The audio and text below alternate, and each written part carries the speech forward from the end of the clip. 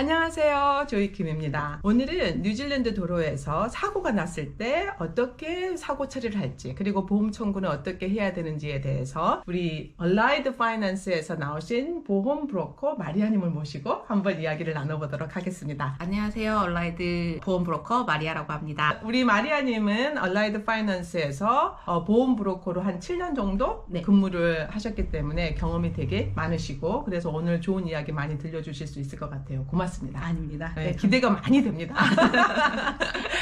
한국에서 오신 분들이 한국에서는 운전을 정말 잘 하셨어도 여기 뉴질랜드에서는 도로 주행 방향이 반대고, 그리고 운전석도 반대 있고, 그리고 도로 규칙도 익숙하지 않고, 그렇게 하다 보니까 작은 사고들 이런 것들이 네. 좀 나는 것 같아요. 그런데 맞아요. 사고가 나면 되게 당황스럽잖아요. 맞아요. 어떻게 해야 될지 네. 전혀 모르는데, 그런 부분하고, 그리고 보험 청구하고 보험 약관 이런 것도 우리나라랑 많이 다르더라고요, 보니까. 맞아요. 네, 그래서 맞아요. 그런 이야기 오늘 들려주시면 좋을 것 같아요. 네. 첫 번째로는 네. 자동차 사고가 딱 났다. 그러면 해야 될 행동 수칙에 대해서 좀 말씀을 해주시면 도움이 많이 될 것 같아요. 네. 우선은 큰 사고 시에는 사람이 다치거나 했을 때는 111에 전화를 하셔가지고 앰뷸런스를 부르셔야 돼요. 그게 첫 번째네요. 네, 첫 번째. 작은 사고 시에는 우선 주변에 도와줄 수 있는 그 위트니스나 증인이 있으시면 목격자가 있으시면 부르셔가지고 그분의 디테일을 받아놓으시는 게 도움이 될 수 있어요. 클레임 하실 때. 우리나라는 자동차 사고 나면 일단 경찰을 좀 부르잖아요. 맞아요.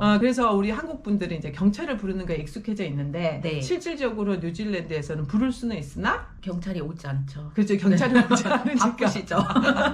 그래서 우리가 해야 될 것들이 좀 있죠. 네. 네, 그게 뭘까요? 자동차가 사고 났을 때 도로 중간이라면 옆으로 빼셔가지고 사고 난 부분을 상대방과 내 거를 사진을 찍으셔야 돼요. 같이 사진을 찍고, 그리고 그 사람의 디테일 받으실 수 있으면 뭐 라이센스를 받으실 수 있으면 라이센스 앞에 뒤 사진을 찍어주셔도 되고요. 그리고 그 사람이 어느 보험사인지 나중에 저희가 클레임을 신청을 할 때 그때 써야 되는 부분이기 때문에 그 부분을 미리 알아두시고 전화번호, 그리고 자동차 번호판도 사진을 찍으시고. 내 것도 좀 줘야 되는 거죠? 네, 당연히 저희 것도 주시는데 만약에 좀 불안하시다 하시면 전화번호랑 보험사만 알려주셔도 돼요. 그분도 아마 우리 거 찍었겠죠? 네, 당연히 그러겠죠. 요청을 할 수 있어요. CCTV를 가릴 수 없는 상황일 수도 있잖아요. 대부분은, 네. 그럴 경우에는 내 잘못이다라는 얘기를 하시지 마시고요.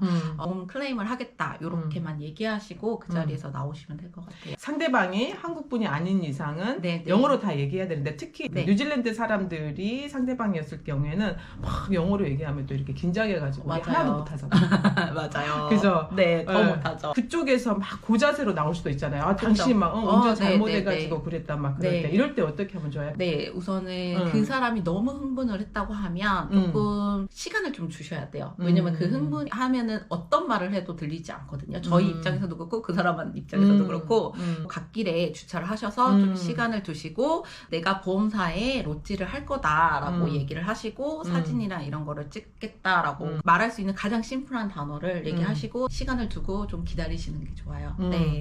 우리가 차가 사고 난 곳을 이렇게 사진을 찍잖아요. 네. 그럼 차만 찍으면 될까요? 아니면 이 좀 이렇게 도로나 이런 주변도 더 찍는 게 도움이 될까요? 도로는 상관이 없을 것 같아요. 걱정이 되는 부분 중에 하나가 혹시나 이 사람이 여기만 망가졌는데 옆에도 수리를 할 수 있다라고 생각을 할 수 있잖아요. 차 데미지 난 부분, 사고 난 부분과 그리고 조금 넓게 각도가 보이게 요 부분이라고만 명시를 할 수 있는 그런 것도 좀 찍어주시면 좋을 것 같아요. 그러니까 이 사고로 난 곳만 수리를 하는 것이지 맞아. 기존에 있었던 거를 우리가 수리할 수는 없으니까 맞아요. 그 부분을 정확하게 사진을 찍어야 되겠네요. 네. 오케이. 저희 것도 그 사고 난 부분 멀리 이렇게 해서 서로 이렇게 해서 사고 났다는 걸 좀 볼 수 있게끔. 망가진 부분을 보면 알 수 있잖아요. 사고가 나면 한국에서는 바로 보험회사에다 전화를 하거든요. 여기서는 어떻게 하면 좋을까요? 주말에는 보험사가 일을 하지 않아요. 그렇기 때문에 주중에 만약에 비즈니스 아워에 사고가 나셨을 경우에는 당연히 전화하셔서 물어보셔도 되지만 그렇지 않은 경우에는 차를 운전하실 수 있다고 한다면 운전을 해서 집에 오셔가지고 여러 가지 방법이 있어요. 근데 보험사마다 다 다르긴 한데요. 저희 보험사 같은 경우에는 온라인으로 할 수 있는 게 있고요. 다른 방법으로 전체적으로는 오늘부터 금요일까지 이제 클레임 폼을 저희하고 작성을 하셔가지고 보험사에 그 신청하는 방법이 있으세요. 사고 난 시간으로부터 며칠 이내에 보험 청구를 해야 된다 뭐 이런 게 있어요? 그런 거는 정확히는 없는데요. 사고 나고 나서 너무 오래 있다가 신청을 하시게 되면 그 사고 난 부위가 비랑 이런 걸로 해가지고 부식이 되는 거? 부식이 될 수 있기 때문에 최대한 빨리 하시는 게 가장 좋죠. 만약에 주말인데 네. 차가 사고가 나가지고 내가 운전할 수 없는 상황이 됐어요. 그러면 네. 어떻게 해야 될까요? 토잉 컴퍼니를 부르시면 돼요.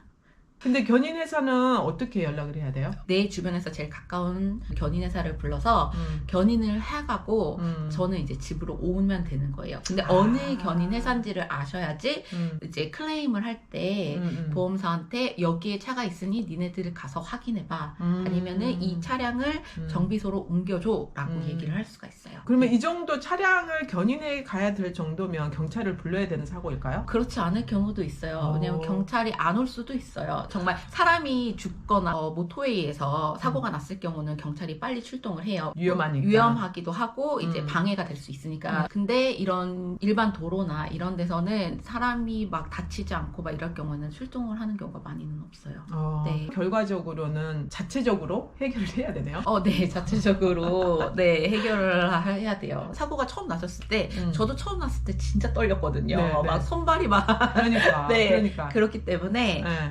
만약에 사고 나셨을 때 이제 그 모든 거를 하셨다고 하면 집에 오셔서 우선 좀 마음을 가라앉히고. 좀 가라앉히고 만약에 경직되어 있어 몸이 안 좋으시면 그 다음날 응. 병원에 가셔서 ACC를 받으셔도 되거든요. 그래서 ACC에 대해서 얘기를 좀 해야 될 것 같아서 네. 우리나라 같은 경우에는 이제 자동차 사고가 나면 내가 좀 많이 다쳐서 내가 병원에 입원했어. 네, 그러면 네. 이런 게 이제 보험회사로부터 다 나오잖아요. 네. 중요한 업무를 두고 이렇게 내가 사고가 났을 때는 그 일을 네. 못한 것에 대해서 막 손해배상 청구도 가능하거든요. 뉴질랜드 그런 거 없죠. 네, 손해배상 청구는 없어요. 입보험 이런 거 없죠. 네. 다치면 다치면 ACC ACC로 모든 게 커버가 되세요. 이게 다 무료죠. 네. 무료니까 아프면 네. 그것도 받으면 된다. 네, 맞아요. 최근 한 고객님께서 아이를 친 경우가 있으셨어요. 갑자기 아이가 옆에서 튀어나온 거예요. 자기 집을 가려고 해서 튀어나와서 자동차가 치였는데 그때는 경찰이 빨리 왔어요. 아이가 다쳤기 때문에. 그리고 앰뷸런스도 같이 불렀고요. 경찰이 우선은 수사를 해요. 네. 운전자의 잘못이 있나 없나 이런 걸 보겠네요. 그런 거를 보고 봐요. 네, 아이가 왔을 때 내가 그냥 엑셀을 밟았을 수도 있잖아요. 그렇죠, 네, 그렇죠. 그러니까 급브레이크를 밟아서 뒤에 물건들이 움직임이 있었는지 이런 것도 상세히 보고요. 그 옆에 그 증인분들한테 다 물어봐요. 갑자기 섰는지 아니면 얘가 어떤 행동을 했는지에 대해서 목격자 진술을 확보하네요. 네, 아니라고 판단이 됐을 때는 이 운전자를 집으로 보내요. 저희 고객님께서는 아이가 어떻게 다쳤는지 너무 미안한 마음으로 너무 궁금해했는데 찾아갈 수는 없다고 하더라고요. 그래서 경찰한테 문의를 해서 알아봐 달라고 요청을 했는데 아직까지도 답변을 못 받으셨다고 해요. 그래요. 네. 자동차 사고로 사람이 크게 다쳤을 때는 네. 운전자의 잘못이 아니라면은 자동차에 대해서는 보험회사가 해결을 네. 할 것이고 네. 그리고 사람에 대해서는 ACC가 커버하고 맞아요. 그럼 거기서부터 완전히 그냥 자유롭네요. 네, 네. 어떤 그렇습니다. 손해배상 같은 거 네. 전혀 없고 그렇지만 내가 만약에 잘못이 있다라는 게 경찰 수사에 의해서 밝혀지면 그게 이제 아마 형사에 걸릴 것 같아요. 그죠? 네, 맞아요. 보험 청구를 그러면 하는 그런 과정은 어떻게 될까요? 우선 클레임 폼을 먼저 작성을 하셔서 클레임 번호를 받으셔야 돼요. 그 번호를 가지고 정비소를 가셔야 돼요. 아무 정비소나 가도 상관이 없나요? 보험사마다 살짝 다른데요. 어느 보험사는 내가 원하는 그 정비소로 가도 된다고 하지만 또 어느 보험사는 자기네들이 자체적으로 가지고 있는 정비소가 있어요. 그래서 그곳으로 유도하는 보험사들도 있어요. 근데 수리를 맡기는 게 바로 맡기는 게 아니고요. 가셔서 한 30분 정도 어세스먼트를 받으셔야 돼요. 그러니까 정비사가 이제 사진을 찍고요. 그리고 견적서를 만들어야지 보험사한테 컨펌을 받을 수가 있어요. 그래서 그래야지만 수리가 가능하거든요. 견적이 어프로브가 나면 승인이 되면 정비소가 손님한테 연락을 하세요. 언제 날짜 시간에 맞춰서 와서 수리를 해달라고. 그러면 그때 가셔가지고 수리를 하시면 됩니다. 근데 여기서 중요한 게 뉴질랜드는 액세스피라고 하는 게 또 있잖아요. 맞아, 자기 부담금. 네. 자기 부담금. 그래서 이제 이런 부분 좀 설명을 해주시면 좋을 것 같아요. 우선 자동차 사고일 경우 이제 내 잘못과 내 잘못이 아닌 경우가 있는데 애매할 때도 있어요. 너무 당연하게 사고가 났을 경우에는 상대방한테 내 잘못이라고 레터나 아니면은 녹음을 해서 받으시면 당연히 제 부담금, 액세스 비용을 내지 않으세요. 근데 만약에 이게 애매하고 모호할 경우에는 내 잘못이라고 얘기하시지 말고 우리 보험사한테 서로 얘기를 하자 이러고 그 자리에서 벗어나시면 돼요. 그러면 네. 보험사가 결정을 하나요? 보험사가 이제 저희의 그 설명과 상대방의 설명. 설명을 보고 사고 난 장소의 교통법을 보고 그리고 나서 네 결정을 해요. 근데 정말 이게 결정이 안 날 수도 있어요. 그럴 경우에는 보험사가 또 연락이 와요. 저희한테 조금 더 자세히 설명을 해달라. 이렇게 페이퍼가 하나가 와요. 그거를 정말 자세히 그 시간이랑 모든 거를 자세히 쓰셔가지고 보내주셔야 돼요. 그렇게 되면 보험사끼리 결정을 해서 통보가 옵니다. 근데 만약에 그게 저희가 그거는 아니다라고 하면 다시 저희가 어필을 할 수 있어요. 네, 보험사가 그거에 대해서 이러이러하기 때문에 어쩔 수 없다라고 얘기를 할 경우도 있고 다시 한번 상대방 보험사랑 얘기를 해볼 수 있는 그런 상황도 생길 수 있어요. 억울한 상황도 좀 발생하겠어요, 그죠? 정말 자주 발생을 해요. 만약에 내 잘못이 아니고 100% 상대방의 잘못이었다면 네. 저는 자기 부담금 안 내죠. 네, 자기 부담금이라는 거는 내가 내 잘못으로 사고가 났을 때 내가 내 차를 수리하기 위해서 내는 비용이에요. 근데 제 잘못이 아닐 경우에는 그냥 저희 차를 수리를 하는 거죠. 자기 부담금을 언제 내야 되는 질문도 많이 하세요. 자기 부담금 같은 경우에는 자동차 수리가 끝나고 나서 이제 자동차를 찾을 때 그 액세스 비용을 내고 자동차를 찾으시면 돼요. 그 외에 나머지 금액은 보험사에서 네, 정비소로 보내줘요. 알겠습니다. 자동차 사고가 났을 때는 아까도 말씀해 주셨지만 견인차도 불러야 될 때도 있고 네. 또 때로는 내 차를 고치는 동안에 차량을 렌트를 해야 될 수도 있고 맞아요. 이제 그렇잖아요. 지금까지 이제 보험 상품을 다루셨으니까 보험할 때 이건 좀 꼭 포함시켰으면 좋겠다 이런 것들이 좀 있을까요? 보험사마다 약간이 좀 달라요. 그래서 어느 보험사는 그 14일간 렌트차를 하루에 20분씩 해서 빌려주는 보험사도 있고요. 또 다른 보험사는 옵션을 선택을 해야지만 렌탈카를 빌려주는 보험사도 있고요. 네, 보통은 근데 정비소에서 렌탈카를 보유하고 있기 때문에 수리 기간 동안 렌탈카를 요청을 할 수 있어요. 근데 렌탈카 옵션을 하면 좋은 점은 뭐냐면요. 만약에 자동차가 토잉이 되거나 그럴 때는 커버가 되지 않으세요. 왜냐면 정비소는 수리하는 기간만 빌려주기 때문에. 그러겠네요. 네. 그래서 그 기간 전에 만약에 내가 차가 급하게 필요하다고 하시면 렌탈카 옵션을 가지고 계시는 게 네, 좋을 것 같아요.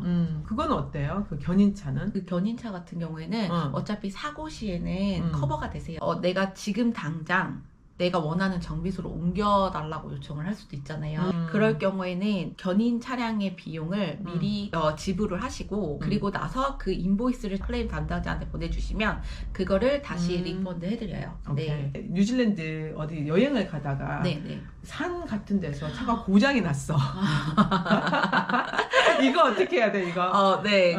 이것도 옵션이세요. 근데 AA가 워낙 크게 그 로드사이드 서비스라고 네, 그걸 가지고 있기 때문에 만약에 여행을 가셨을 거나 급하게 필요할 때는 AA에서 하셔도 되지만 보험사마다 또 그 로드사이드 서비스를 가지고 있어요. 그래서 자동차 가입 시 그 옵션을 선택하셔서 하면 돼요. 각각 보험사마다 또 살짝 다르긴 한데요. 저희가 진행하는 보험사의 경우 1년에 6번 정도 가능하시고요. 그리고 타이어가 펑크가 나거나 아니면은 자동차가 갑자기 멈추거나 근데 이 경우 만약에 자동차가 갑자기 멈춰서 그 견인을 불러야 될 때 워딩에 이렇게 써져 있어요. 내가 사고 난 지역부터 100km 안에서 토잉이 가능한 거예요, 정비소가. 그런 경우도 있어서 그거는 좀 자세히 보셔야 돼요. 그러면 100km 아니면 그래도 대부분 커버가 되지 않을까? 없을까? 없으면 어떻게 해요, 그러면? 그러면은 이게 100km 이상이야. 안 그래도 그런 고객님 있었어요. 아, 진짜? 봐. 있었어요. 네, 그 고객님 같은 경우에는 네, 그 100km까지는 보험사에서 커버를 해주고 그 이상일 경우에는 네, 그거는 자기가 지불을 하셨어요. 그러니까 그런 약관이 있을 수도 있어요. 근데 정말 조그만 글자로 써져 있기 때문에 잘 봐야 되겠다. 잘 보셔야 돼요. 어. 먼 지역에는 어. 100km 이내 없을 수도 있어요. 뉴질랜드 같은 경우에는. 그러겠다. 네. 만약에 우리 한국 분들이 사고가 났을 때 영어를 아무리 잘해도 절차에 맞아요. 대해서 잘 모르기도 하고 되게 어렵더라고요. 전화를 영어로 한다는 게. 맞아요. 만약에 Allied Finance를 통해서 한다 그러면은 어떤 도움이 좀 될 수 있을까요? 우선은 한국어 지원이 가장 크겠죠. 네. 그리고 그 클레임 폼 작성할 때도 많이 어려우시잖아요. 그래요, 맞아요. 네, 그래서 그 작성하는 것도 저희가 옆에서 이렇게 챙겨서 도와드리고요. 저희가 일하는 시간이면 무조건 전화를 받아서 그 상황이시라면 지금 뭐를 하세요라고 어드바이스를 해드릴 수 있죠. 네. 아까 말씀하실 때 지금 보험 브로커라고 말씀하셨는데 이게 네. 라이선스가 필요하다고 그러지 않으셨어요? 네, 맞아요. 이제는 네, 보험 브로커들도 레벨 5 자격증이 있어야지만 어드바이스를 할 수가 있어요. 네. 그래서 우리 마리아님은 네, 저는 코로나 때 땄습니다. 감사합니다. 마지막으로 그 네. 자동차 보험과 관련해가지고 뉴질랜드에 오시는 한국 분들께 당부드리고 싶은 말씀? 그런 게 네. 있을까요? 자동차가 사고가 나도 자동차가 도로에서 달려야 되는 자동차일 경우에요. 만약에 WF를 안 받으시거나 자동차 세금을 안 내시거나 이럴 때 클레임을 하시면 클레임이 안 될 수가 있어요. 1년에 한 번씩 꼭 확인을 하시고 그러니까 우프하고 레조를 해야 된다는 얘기네요. 네, 맞아요. 그죠? 네. 레조는 세금일 거고 네. 우프는 네, 도로에 네, 나올 맞아요. 만큼 안전한 차인가를 이렇게 점검하는 거잖아요. 맞아요. 그게 안 돼 있으면 보험 처리가 안 돼요. 안 돼요. 왜냐면 차가 운전할 수 없는 차량인 거잖아요. 그렇죠. 그런데 법적으로? 법적으로 운전할 수 없는 차량을 운전하고 사고가 나셨을 경우에는 커버가 안 되실 수 있어요. 굉장히 좋은 포인트예요. 저는 몰랐어요. 아까 말씀드린 로드사이드 서비스는 꼭 추가로 하시는 게 키가 안에 놓고 문이 잠겨지거나 네네네, 이럴 맞아. 때 많잖아요. 네. 제 고객분이 그런 분 한 분 계셨어요. 네, 그리고 배터리가 나갔을 때 내 주변에 아는 사람이 없을 어. 때 그럴 때는 로드사이드가 되게 유용하게 되더라고요. 그거는 어때요? 그 윈드스크린 유리. 자동차 보험이 가지고 계신 분들은 유리창 클레임 시 공짜로 유리를 수리하실 수가 있어요.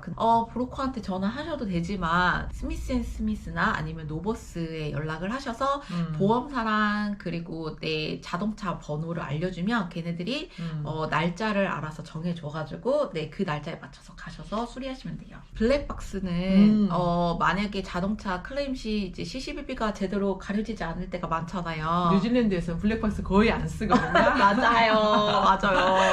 만약에 오시기 전에 블랙박스를 이제 미리 사갖고 오셔가지고 설치를 해 놓으시면 나중에 클레임 시 도움이 많이 돼요.